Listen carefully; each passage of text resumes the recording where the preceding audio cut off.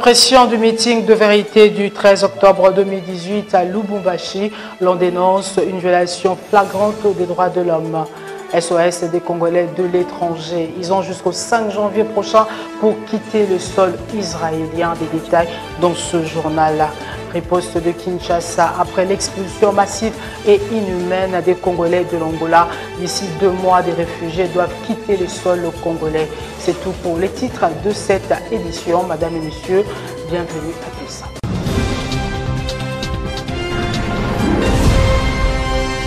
Finalement, le meeting de l'opposition réunie n'a pas eu lieu ce 13 octobre 2018 à Lubumbashi comme prévu. Des biens matériels saisis, des candidats présidents et les parlementaires de l'opposition bousculés, l'Association congolaise pour l'accès à la justice ainsi que l'Institut de recherche en droits humains dénoncent ces abus. La situation politique encore délétère, le climat malsain, des échéances électorales qui profilent à l'horizon, inspire peu confiance dans un environnement où les libertés publiques compromises.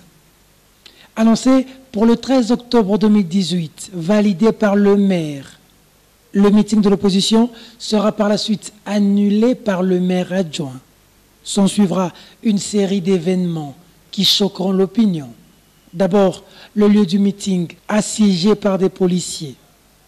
L'écran géant servant de relais pour la diffusion du message du chairman Moïse Katumbi confisqué. La résidence de Kyungwa Kumwanza encerclée.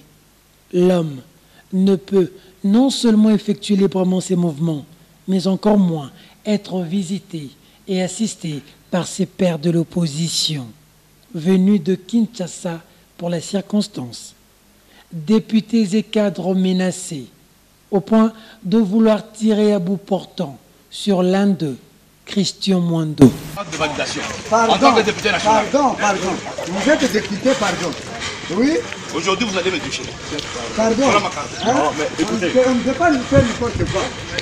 Oui. Je vous donne ma carte, monsieur. On ne peut pas faire Laissez passer, je suis député. Pardon, on ne peut pas Je faire suis député. On ne peut pas faire Je suis n'importe député, monsieur. quoi. On ne peut pas faire n'importe quoi. Alors arrêtez ça, monsieur. Pardon, on ne peut Arrêtez pas faire ça. n'importe quoi. Mon major. Maintenant, on fait n'importe quoi. Hein? Oui, avec votre autorisation. Arrête-toi, major. Non.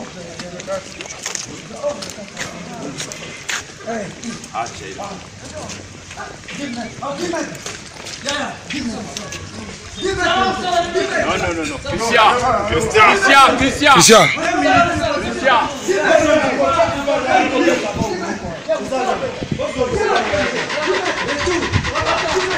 Des scènes qui paraissent insolites à l'allure d'un film d'action hollywoodien, pourtant réel en République démocratique du Congo, à Lubumbashi.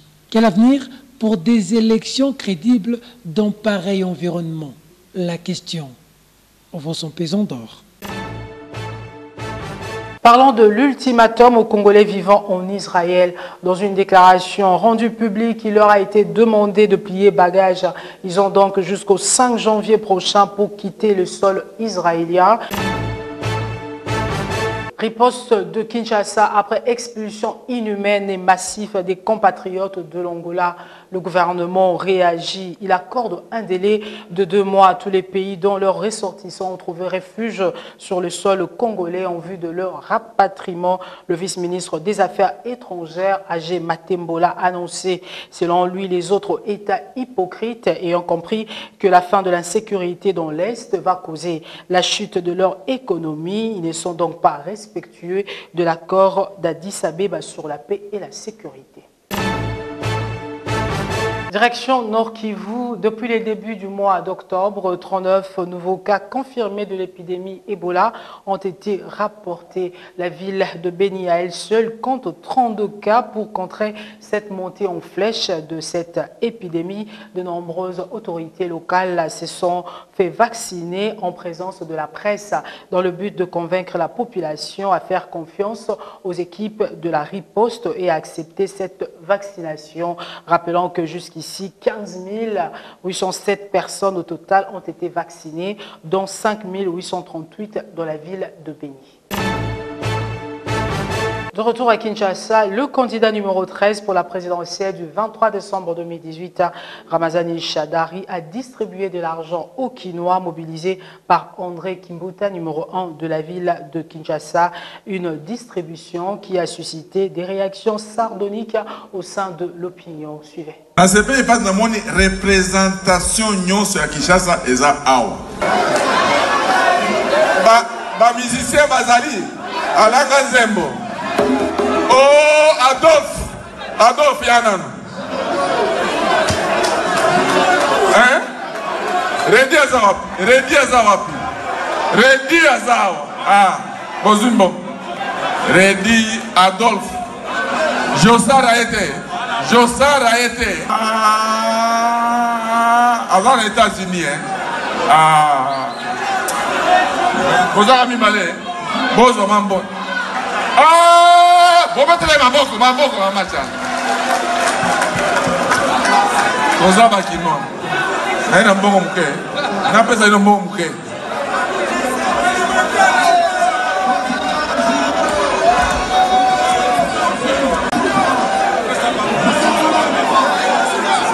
$2,500.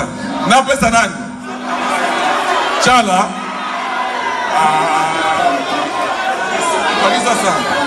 Zongi Sasa, maman. Zongi Sasa.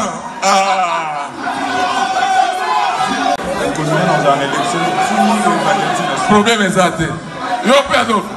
Dominguez. N'a pas ça mongo. N'a pas ça. N'a pas ça.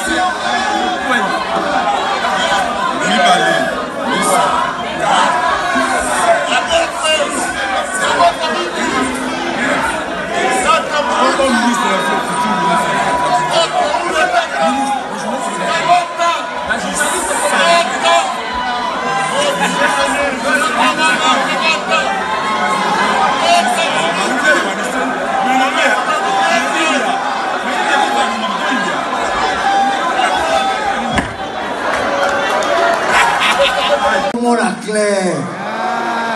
Yangono na memel binoye po et à planter. Pour ma botte la mission coptée. Et c'est pour ça comprendre. Mais après, si il y a Shadari, si il y a Misato, on a toujours là, ma famille va compter. Primature les Zawana, Assemblée nationale les Zawana, Sénat les Zawana, il y a André François Moko. Le candidat président Emmanuel Ramazani Shadari s'est fait filmer en pleine distribution des billets de banque. Face à cette situation, Serge Kindomba, un Kinois, réagit. Des détails dans cet élément. Suivez. Yali Pasina Mawa. Bato bokonzi ya Kabila balakisi biso ndenge nini bazwi mission ya koboma mboka o kobanda na Kabila ye moko. Kino na bato baki lingomba liboke moko na ye. Tango kwekota moto ayaki ayebisi biso bafingi yo mama na yo yo pezongisa mama na yo. Ye moko ye akoyebisa ba Congolais obike twali na mopatasi. Moto Kabila moni akoyekozwela biso aya o to bengi ye continuité et impunité na kombo ya Shadari aya kobimisa misolo bano ya biso batala ndenge ni bango bali na mopatasi akotangaka yango akokabaka yango epa balanga nzembo esili wana te moto Monsieur Kabila pesake mission ya kobotaka mipiku ya matiti ya bosoto ya bafulo na kati ya Kinshasa yoka ndenge bakami mboko bazwi mboko ko mikop na bango Kimbuta koyebisa bakino abike te bakotika te kopo ya bango basa nini babotola bango kop est-ce bato bakoye kokamba mboko bakoye kokanga via 80 millions de Congolais yango moni lo na comprendre que soki ba Congolais bakufi na beni Kabila koye koloba te po bokonza Kabila bazwa mboka o lokwa kopo ya bango Kimbuta emoko alobi ndenge ni bakokabolela batu ba misusu ba ministère. Le mouvement chrétien pour la démocratie et la solidarité, MCSD en sigle, a procédé à l'installation de son interfédéral ville de Kinshasa et ses sections sous l'œil de son président Roger Mwaka. Philippe Vumpiziko Bwanda ont immortalisé ce moment. Suivez. Cérémonie d'installation du bureau interfédéral ville de Kinshasa et de 11 sections de la même ville du mouvement chrétien pour la solidarité et la démocratie, MCSD. Arrivée du président national, Roger Mwaka.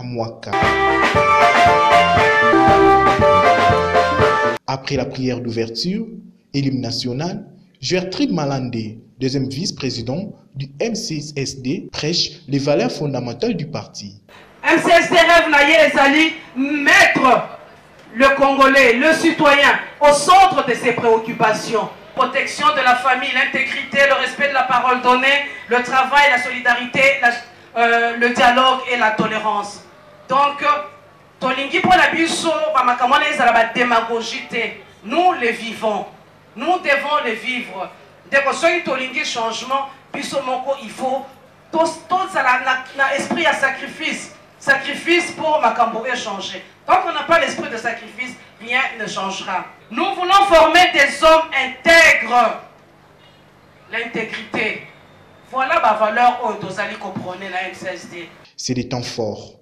L'installation officielle du comité interfédéral, chapeauté par révérend Moukania.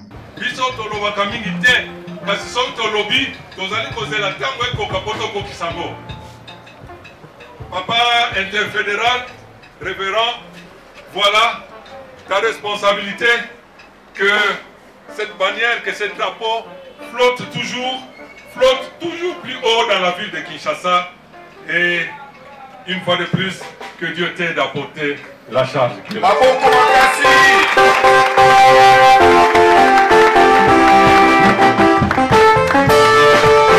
Une fois installé, le bureau interfédéral a placé en son tour les sectionnaires de Kinshasa et à la même occasion, il a présenté les candidats députés provinciaux et nationaux du MCSD. À la fin de la rencontre, Georges Mwaka s'est construit l'événement. Aujourd'hui, c'est juste la face visible de ce travail qui continue d'ailleurs, de mettre en place, de présenter les équipes, les comités des communes, les comités des quartiers, les comités des districts qui vont porter nos candidats et les présenter à l'électorat, particulièrement pour la ville de Kinshasa.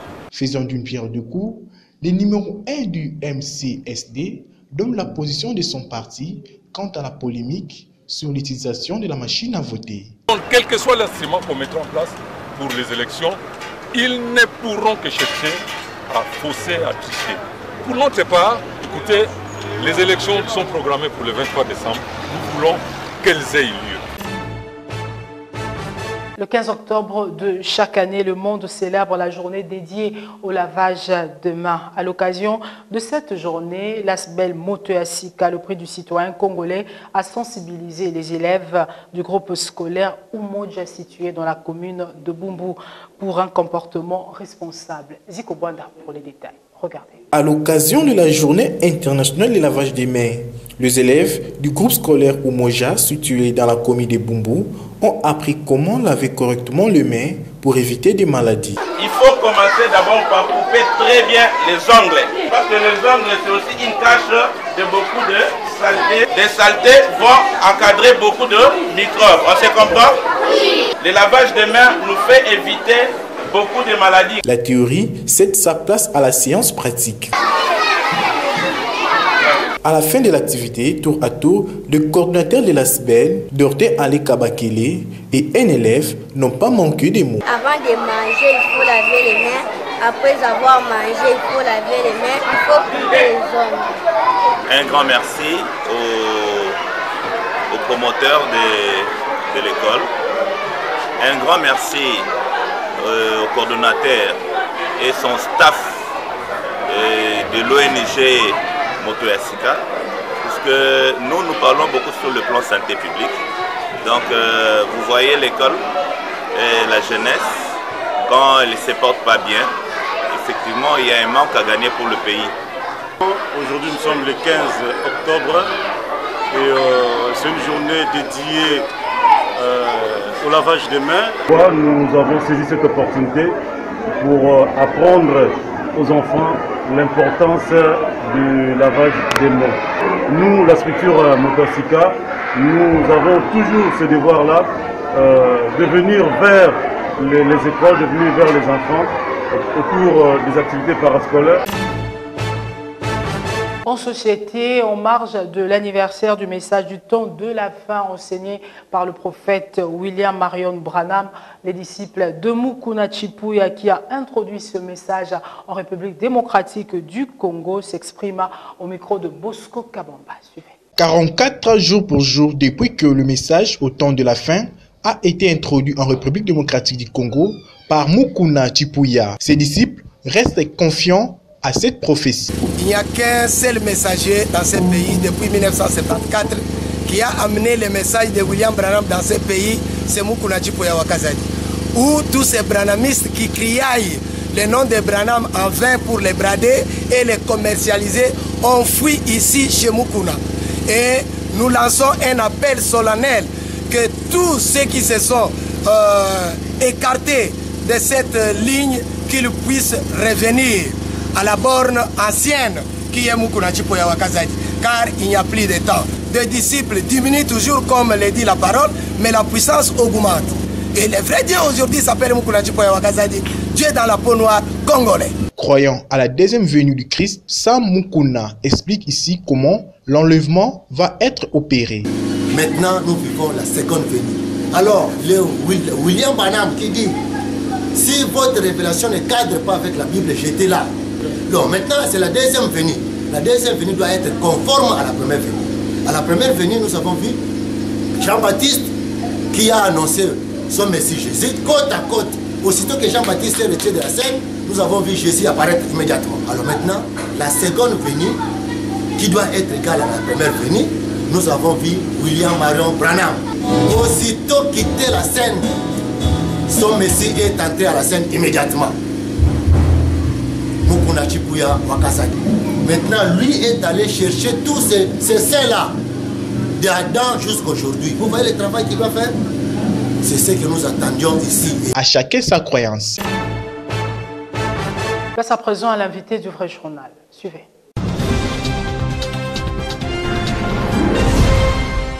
Honorable Christian Mwando, bonjour. Bonjour.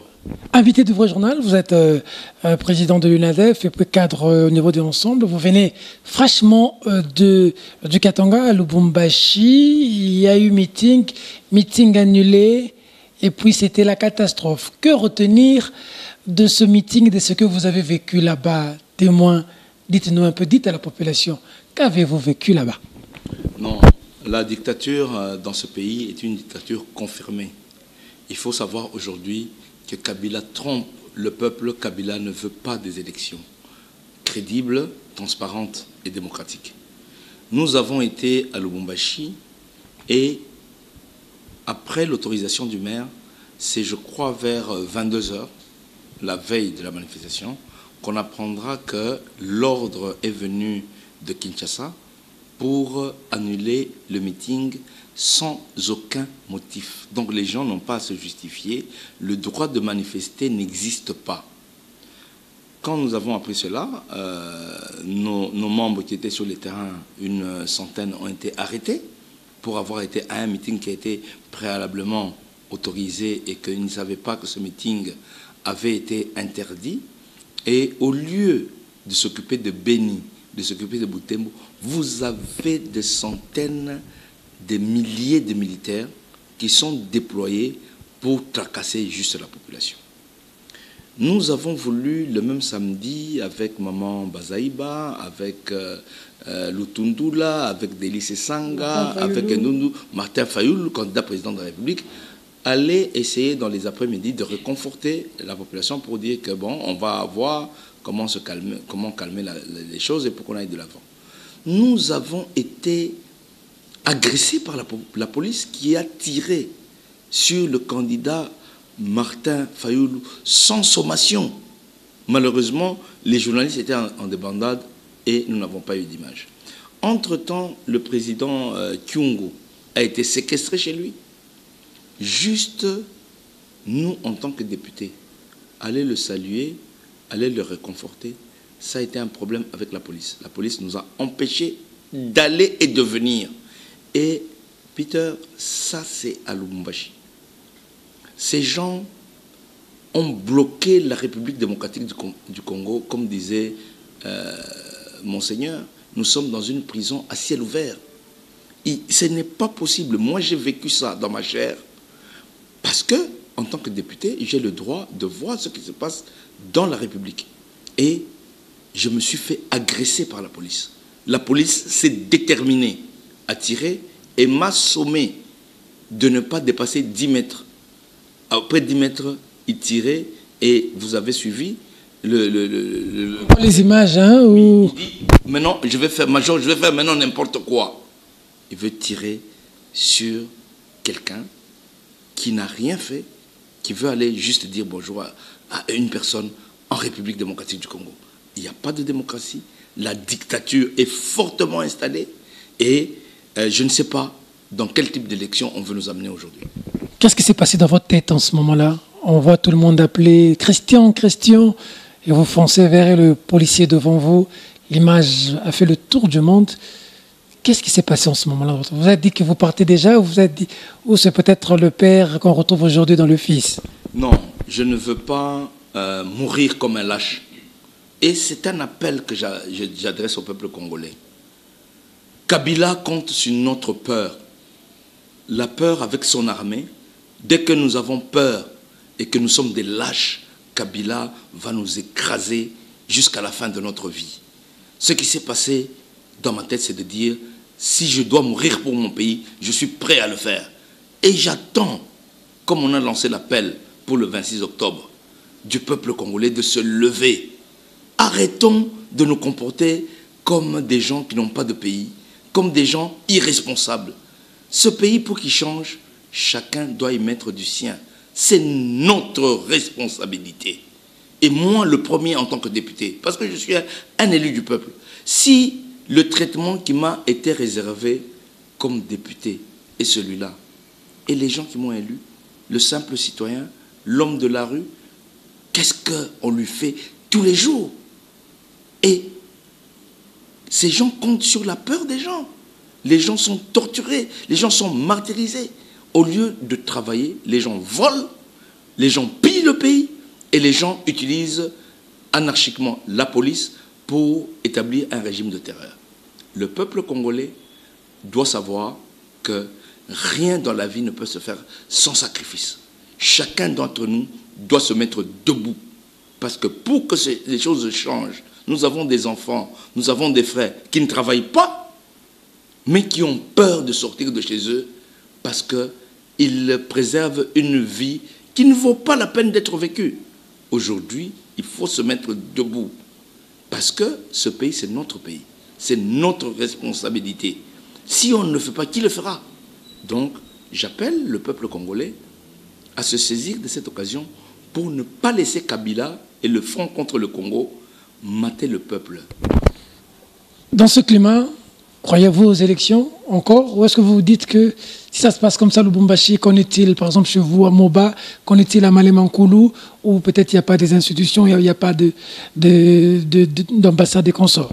Mais vous savez, les administrateurs de territoire, les chefs coutumiers, ont été appelés partout. Moi je sais, chez moi au Tanganyika, et dans le Haut-Katanga, tous les chefs coutumiers ont été appelés et être menacés pour soutenir Shadari. Et ces gens sont là. Aujourd'hui, avec la machine à voter, le vote ne sera pas secret. C'est-à-dire, il y aura quelqu'un que Nanga va envoyer, qui sera à côté de la machine, pour voir qui vous votez. Et avec ce régime de terreur, sachant que la personne qui est à côté de vous, qui vous montre comment voter, partage la même philosophie que le pouvoir, que voulez-vous comme résultat? Il y aura une parodie d'élection. Parce que nous-mêmes, nous ne serons pas, tous les candidats ne seront pas allés sur le terrain.